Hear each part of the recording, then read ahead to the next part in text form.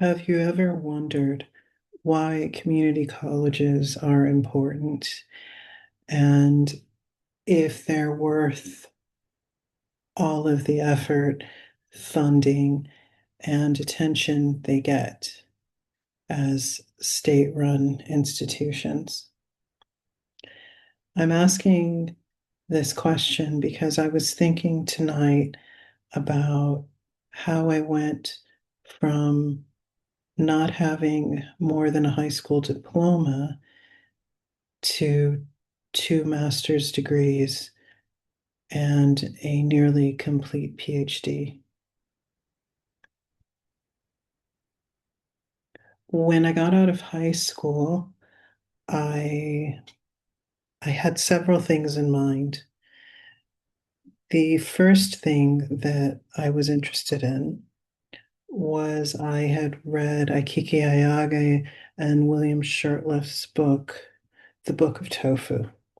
And I had been reading that book for a couple of years. I think I picked that book up at the library around the age of 15 or 16, just before I dropped out of high school. I later got a secondhand copy of it from my favorite used bookstore at the beginning of our neighborhood. And I learned so much about tofu and the way of life associated with traditional tofu making, the implements, the presses, everything. And but I hadn't eaten tofu. So we went to the grocery store to go shop and save. And I had seen a recipe for some kind of tofu spinach puree.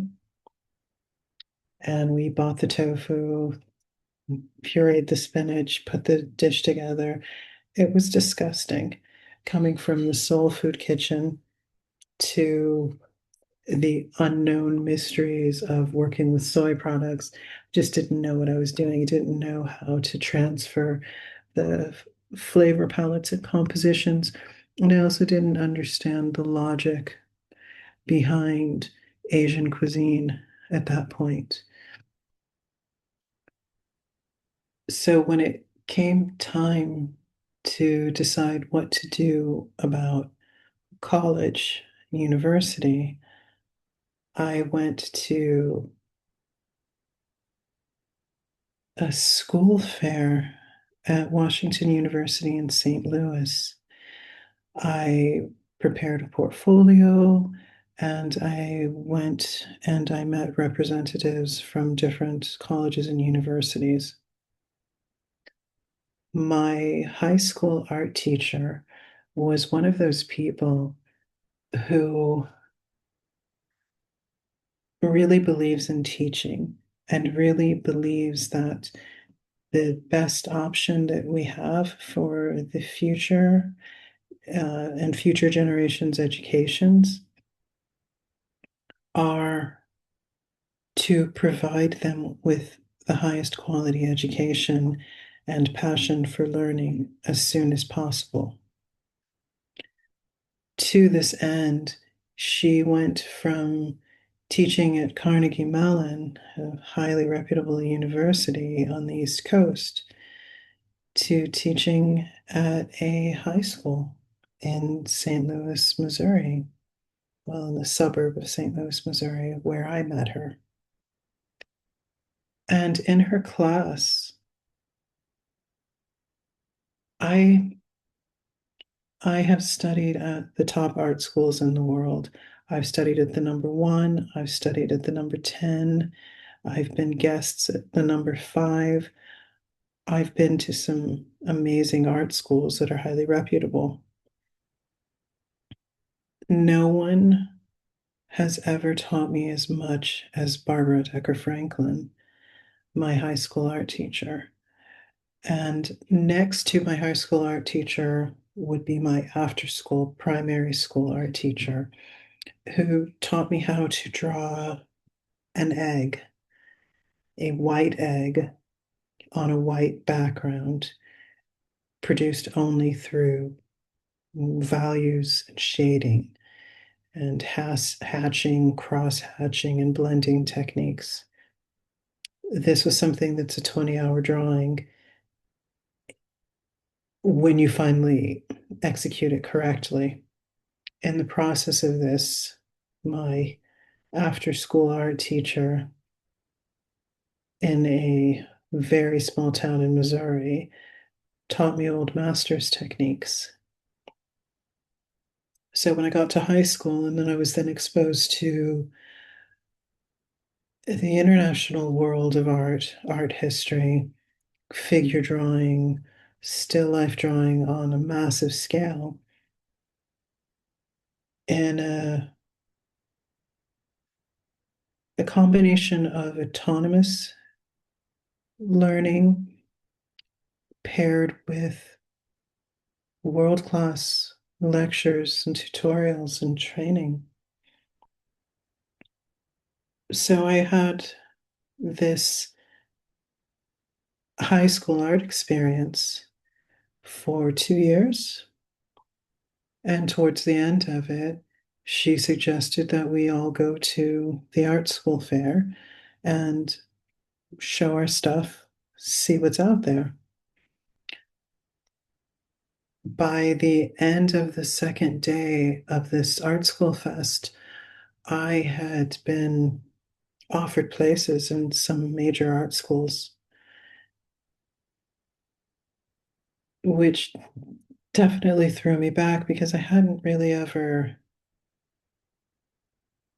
thought about it. When I discovered tofu, my number one passion was that I wanted to go to Japan.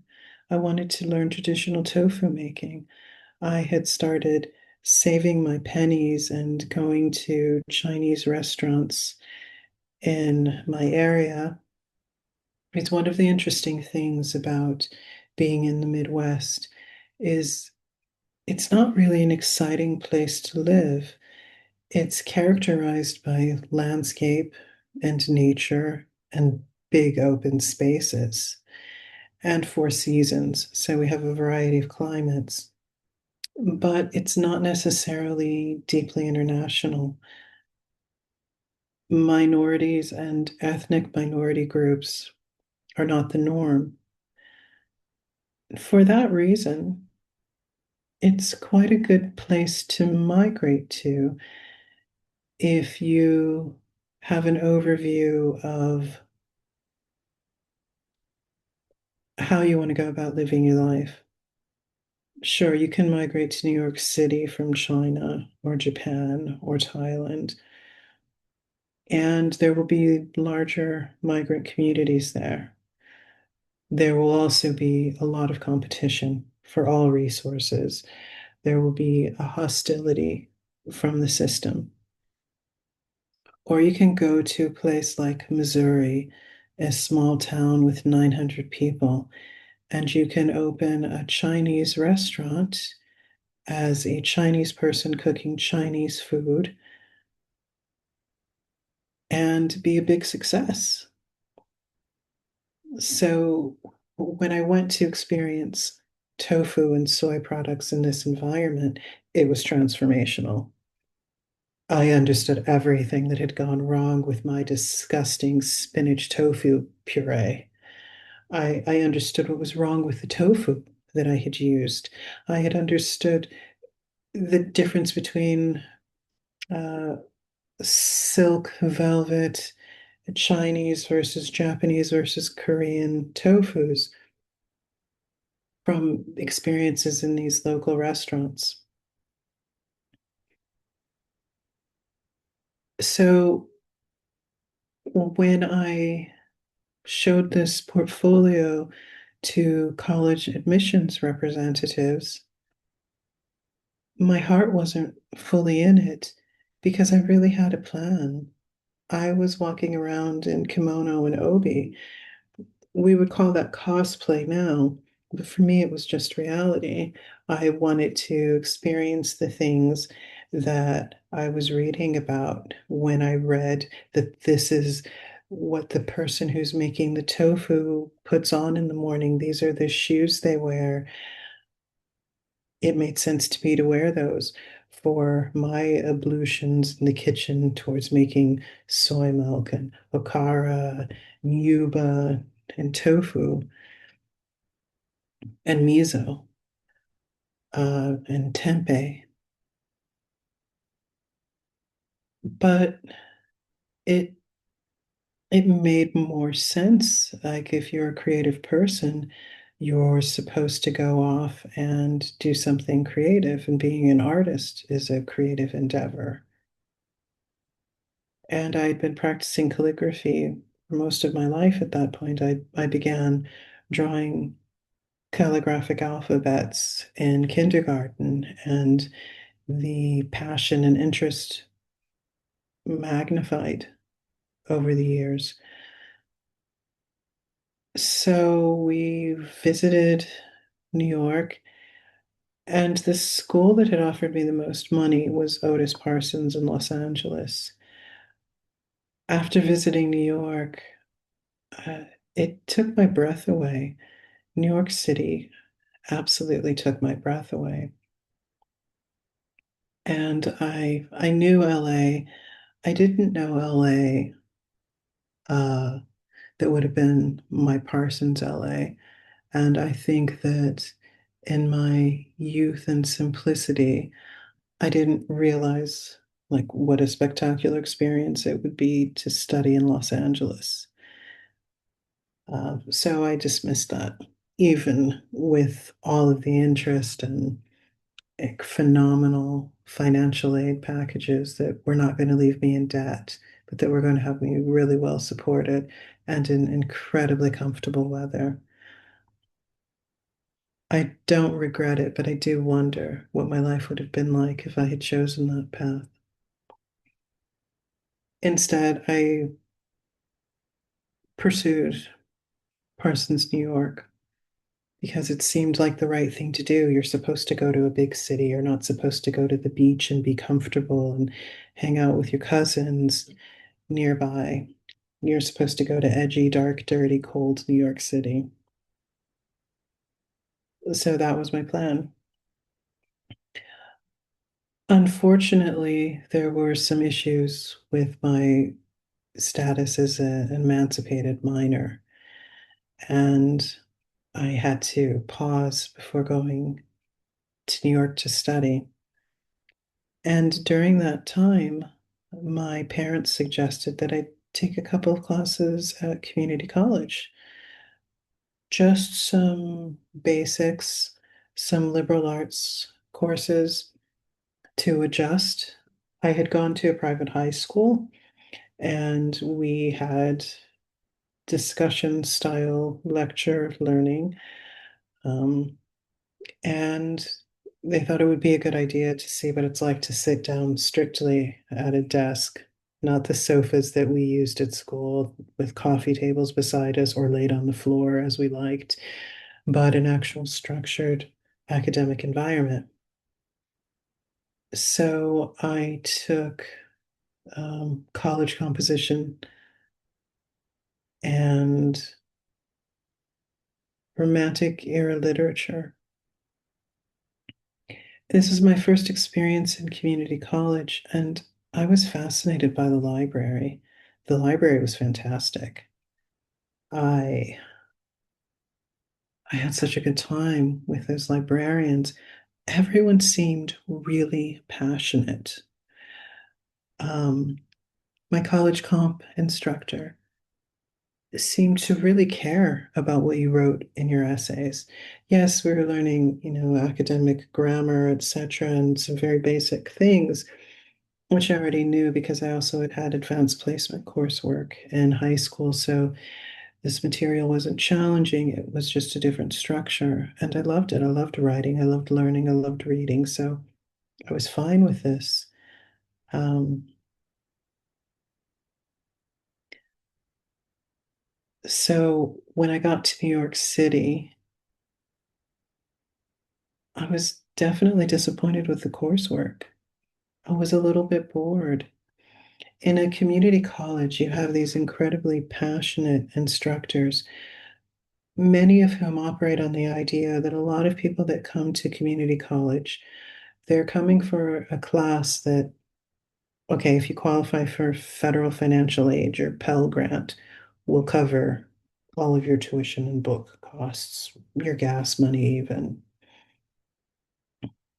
If you're not applying for financial aid, you can pay it off. You can pay your class off with, 3 days of a minimum wage job, and you've got your tuition covered for one course for a semester. So it's affordable and it's accessible. And that doesn't mean that it's cheap. It means that there's a YouTuber who I love. I think his channel's Esoterica, and he was until recently a community college professor. And I believe he was teaching comparative religions. And his channel is phenomenal. I didn't realize he was a teacher until, he mentioned some things that had happened in his career. But one of the things that he said in this video when funding cuts hit during the first year of the Trump administration in 2024, 2025, um, he said that this might be the only time that most of the people in his class will ever experience academia. This might be the only time that the people in his class might be allowed to think critically. They might never have heard about critical thinking. They might never have known that they're just simply capable of it and that he's only facilitating it. And he made it his objective that every single day that they step foot in his class would be filled with wisdom and wonder, and that they would leave in awe. When he said that, it was a reminder for me of how amazing my experiences, beginning with this first one with these 6 hours of credits, had been inside community college. Well, thank you for listening and have a nice day.